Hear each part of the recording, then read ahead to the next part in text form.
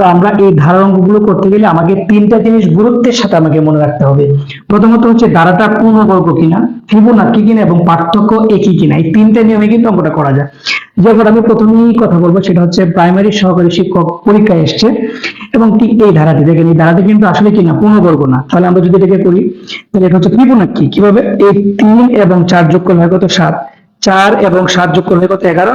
এই 7 এবং 11 যোগ করলে যেটা হবে সেটা হচ্ছে ধারা পূর্ববর্তী। তার মানে কি 7 আর 11 যোগ করলে হয় কত? 18। দেখেন এখানে কিন্তু 18 দেওয়া আছে, তার মানে সঠিক কোনটা?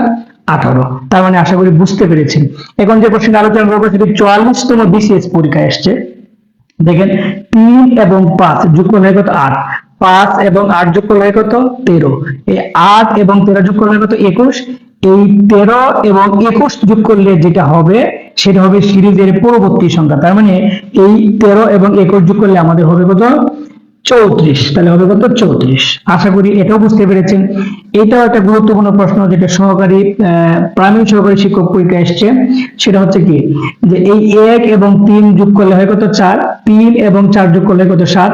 এই 4 এবং 7 যোগ করলে কত? 11। এই 7 এবং 11 যোগ করলে হয় 18। এই 11 এবং 18 যোগ করলে হয় 29। তাহলে ধারার পরবর্তী পদ কত? 29। আশা করি সকলে